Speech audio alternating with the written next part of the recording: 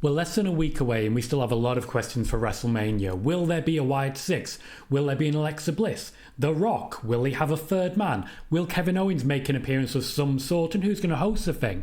So many questions, so little time. Welcome to PLE Wednesdays, where we are going to be giving you spoilers for WrestleMania 41. Tune in for predictions and let me know in the chat what you think is going to happen.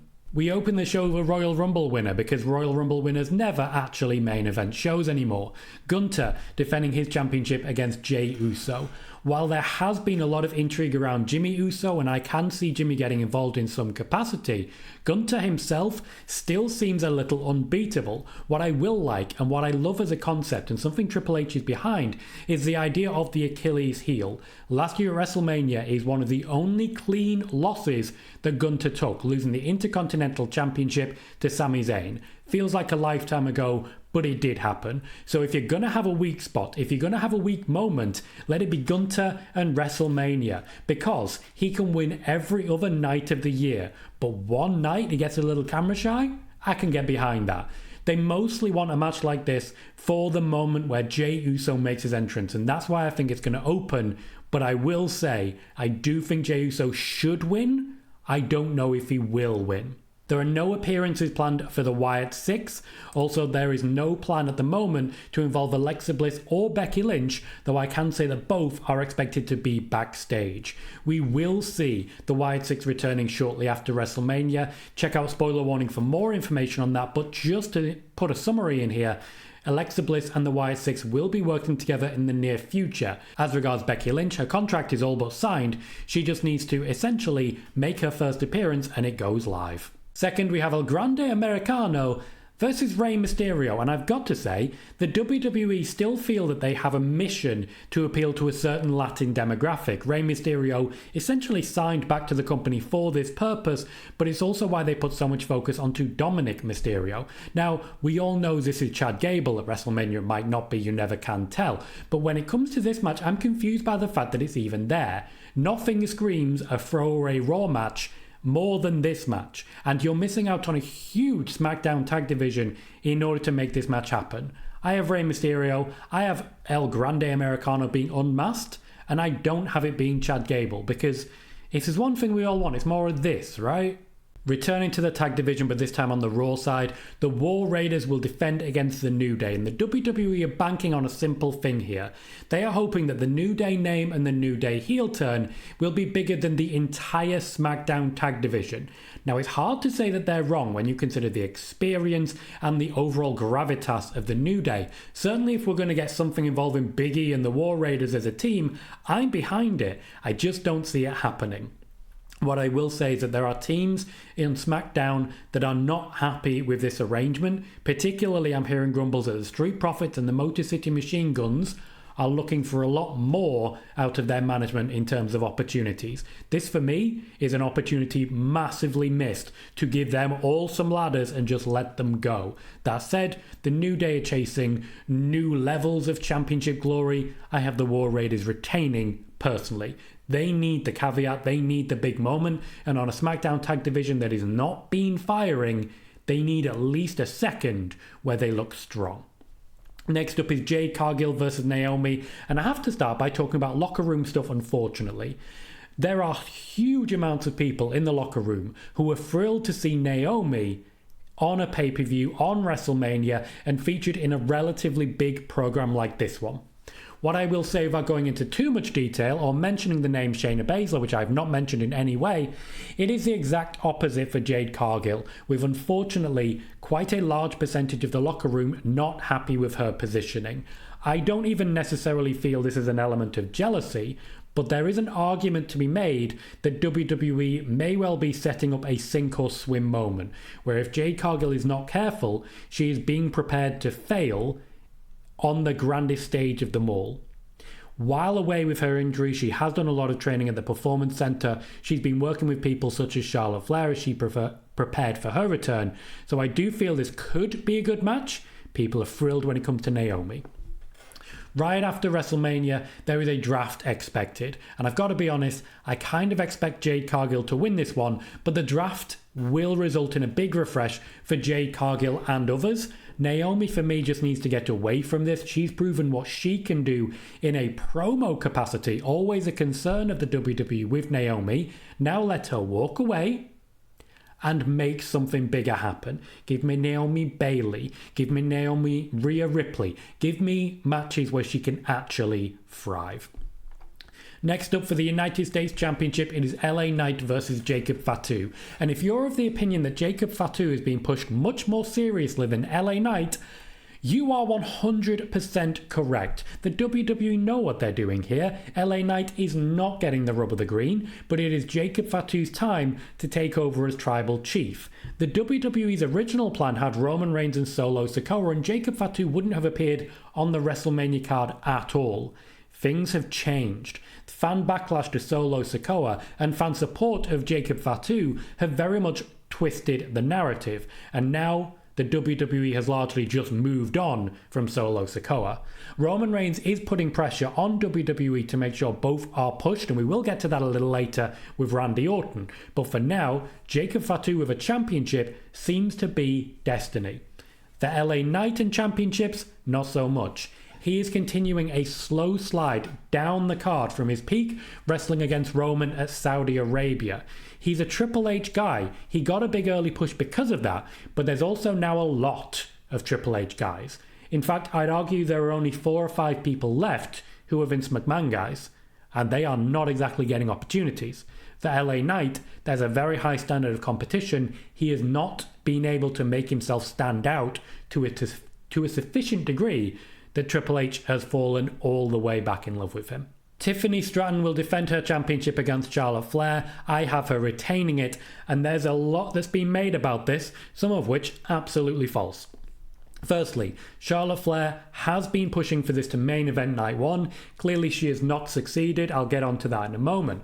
There are genuine issues between Charlotte Flair and Tiffany Stratton because of the promos, which have been absolute dumpster fires at times.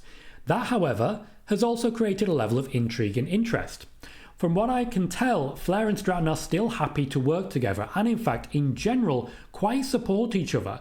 Charlotte Flair chose Tiffany Stratton months before we even got to the Royal Rumble because she wanted to ensure that Tiffany Stratton got the big push. They intentionally dressed similarly in a recent promo to try and say, hey, we might have similarities between us, but we're not the same person. The WWE are now using the media to stoke the fires of this is personal for the feud. Best I can tell, they actually do quite like each other. One thing that needs pointing out though, and this is really around Charlotte, while Tiffany Stratton is on the up, Charlotte Flair's reputation backstage has taken a hit with her 2 most recent returns, and everything going on personally between her and Tiffany Stratton is souring opinions backstage in WWE. The locker room is not necessarily on her side, and I do feel that much like the fandom, while there are certain die-hard fans of Charlotte Flair in the locker room as well, that number is dwindling fast. A change in perception is sorely needed. Our main event of night 1 is Roman Reigns versus CM Punk versus Seth Rollins.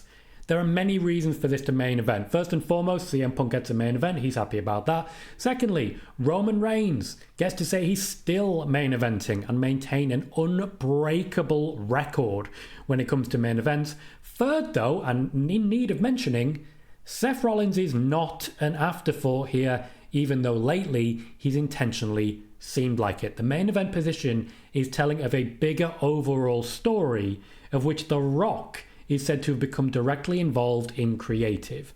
This may be just for the sake of ensuring Roman Reigns is pushed right as he is pushed towards The Rock himself. However, there is more at play here. CM Punk positioning himself against The Rock after the John Cena heel turn is no accident. In fact, rumours abound of a third man in Team Rock. I think Seth Rollins is in the perfect position for it. The Paul Heyman and Punk storyline, the favour owed to the Wise Man, or the favour owed from the Wise Man I should say, is said to be a red herring when it comes to the result. Designed to pivot Punk to Roman long term instead of keeping him focused on Seth until The Rock becomes available for one or both of them. CM Punk versus John Cena is planned down the line with Cena acting as a body in the way of The Rock. There is still talk of CM Punk versus The Rock because The Rock knows how much money can be made by stepping into that ring. In the same vein, Roman Reigns versus The Rock is planned, and that's one of the many reasons I think Seth Rollins is the guy we should really be watching. Kevin Owens is in need of surgery, and that has meant Randy Orton does not have an opponent for Night 2 of WrestleMania. Solo Sikoa is actively being teased, though Orton and Aldis also apparently agreed without higher-up consent on the RKO to Aldis with the intention of getting fans talking. With Night 1 essentially being Bloodline Night, based on the current reporting of what will be Night 1 or Night 2, I kind of see Aldis as the more likely opponent.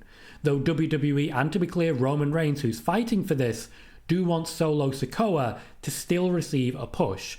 While WWE have pivoted away from Solo Sikoa, they're not necessarily happy about being made to do so. There are still a lot of people who really back the guy and believe he will be a very big name heel.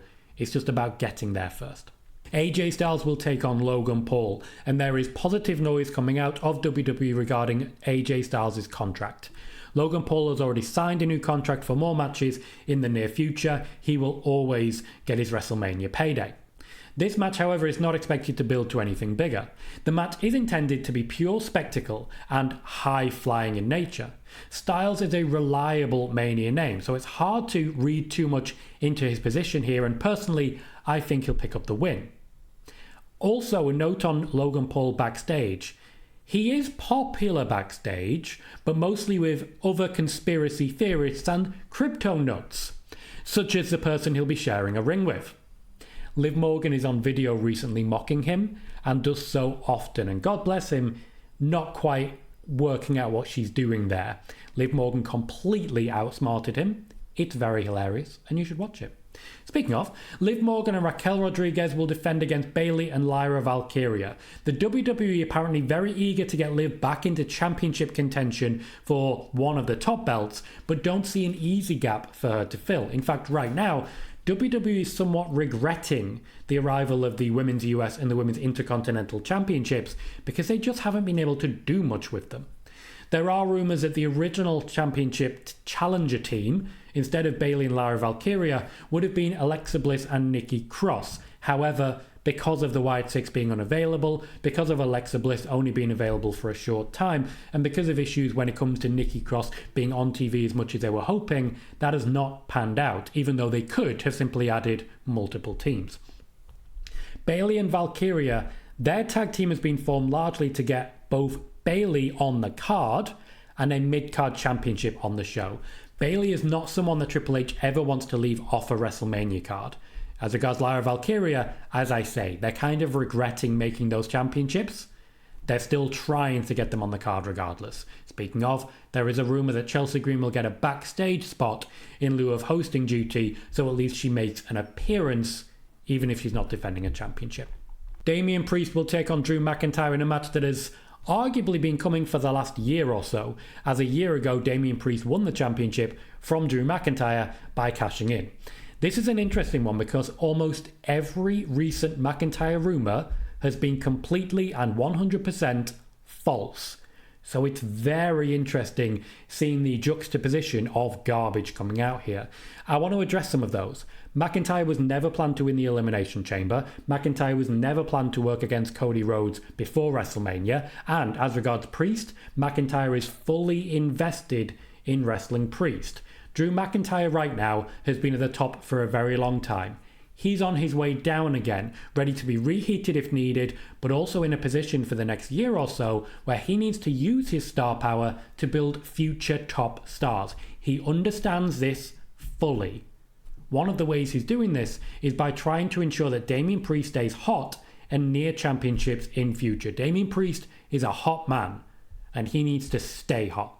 For the Intercontinental Championship, the champion Bron Breakker will defend in a fatal four-way against Penta, Finn Balor and Dominic Mysterio. This one has come together very late in the day. There was talk of Bron Breakker versus Finn Balor one-on-one. There was also talk of a triple threat before Penta arrived. This is another example of the WWE being oddly eager to ensure a very strong position for Dominic Mysterio at WrestleMania. They love this guy, and personally, I think Dominic Mysterio walks away with the gold. The addition of Penta was a late move. He was added as a pivot. Original plans for him involved being in the tag team with Rey Fenix, but Rey Fenix wasn't available when the WWE wanted him, so they had to rewrite some creative. They ended up just getting Penta, and so they decided we'll just get him involved and get him putting on matches, and before you know it, he's going to be in a tag team one more time. Also, a few notes. Bron Breakker is exceeding all expectations backstage. Triple H, the creative team, the production team, they love this guy, which is why he got the big viral moment at the Royal Rumble.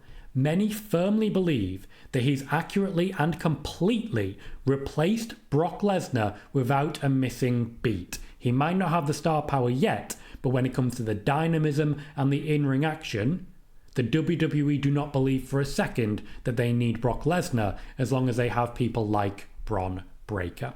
As regards the fact that Finn Balor and Dominic Mysterio are both in this match, Judgment Day is not over yet, but it is heavily fracturing. I kind of expect Dominic Mysterio to pin Finn Balor here to win this championship.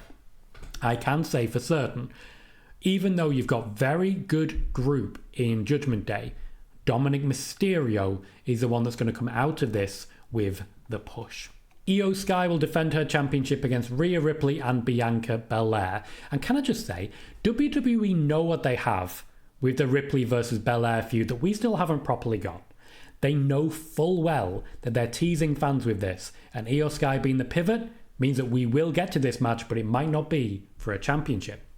Io Sky winning the championship allows them to pivot away, allowing Io Sky to take on new challenges while Ripley and Belair continue their feud, such as the incoming Roxanne Perez, who's been called up and thus has nothing left in NXT to do, but hasn't had the opportunity for the match against Bayley that looked like it was going to manifest. Rhea Ripley is considered to be the top female name in the WWE now. I'm told even above Charlotte Flair.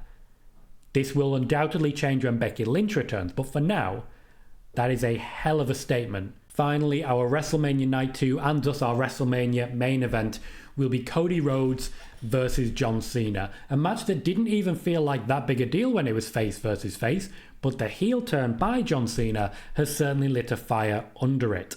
There are concerns that we're not really getting the hype, getting the build that we've had for previous WrestleManias. I feel they've done the best they can with this. You can't have a 4-year championship reign every couple of weeks or really make something of it every year.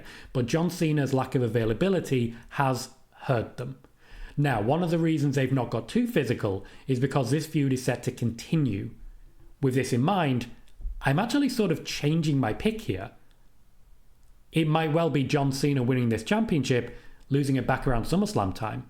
Historically, John Cena's been very clear. He doesn't want to break Ric Flair's record. He doesn't want the 17th championship. He's also said many times recently he will do what the company asks of him. With this in mind, and with The Rock using him as a vessel, I think it's a possibility. The Rock is expected to be at both nights of WrestleMania, though as it comes visibility, he will likely only be in Cody Rhodes' corner out there in the arena.